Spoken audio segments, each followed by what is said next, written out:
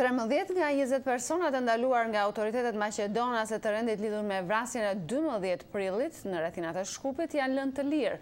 Autoritetet maqedonase kërkojnë tani nga Interpoli që të ndihmojë për kapjen e 2 personave të aratisur. Isak Ramadani njofton nga Shkupi.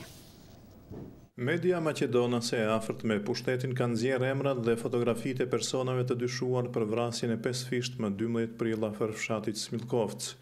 Organet e rendit megjithatë as nuk kanë konfirmuar, por edhe as i kanë mohuar pohimet e medias.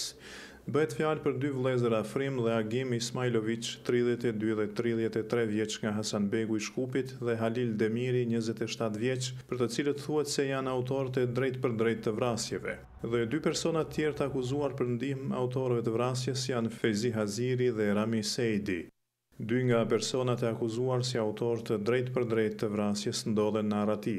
5 nga 20 personat e ndaluar janë lënë të lirë, edhe 5 të tjerë pritet të lirohen brenda ditës. 9 të tjerëve u janë caktuar masa para burgimi prej 20 dhe 30 ditësh. Disa nga të arrestuarit janë dërguar në burgjet e manastirit dhe Prilepit në jug të Maqedonisë. Avokati i njërit prej të dyshuarve për vrasjen thot se klienti i tij është mbrojtur në heshtje se ka qenë i lodhur dhe i ngarkuar psikikisht.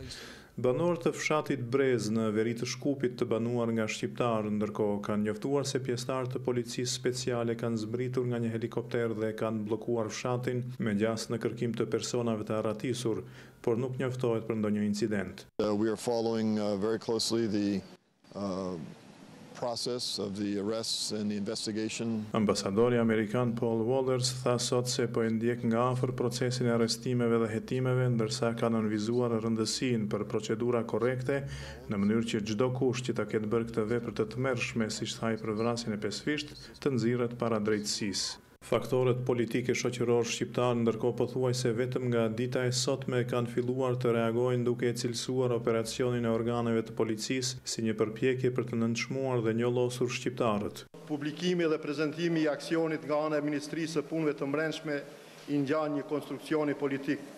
Për Partinë Demokratike Shqiptare, forma e zgjedhur për komunikim me publikun i Ministrisë së Punëve të Brendshme është i papranueshëm. Shqiptarët nuk kanë vrarë fëmijë as në luftë dhe as në paqe, janë shprehur kështu disa parti dhe veteranë të ish ushtrisë çlirimtare kombëtare.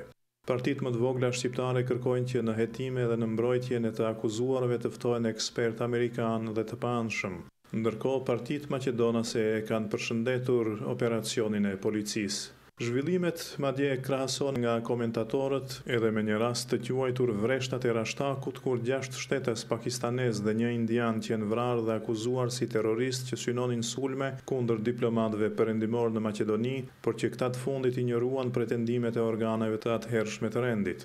Ka opinione gjithashtu se pushteti i cili me çdo kusht dëshiron antarësimin e vendit në NATO të përpiqet t'i dëshmojë aleancës se Maqedonia është rrezikuar nga terrorizmi dhe radikalet islamik dhe njëkohësisht po e lufton atë. Për Zërin e Amerikës nga Shkupi, Isak Ramadani.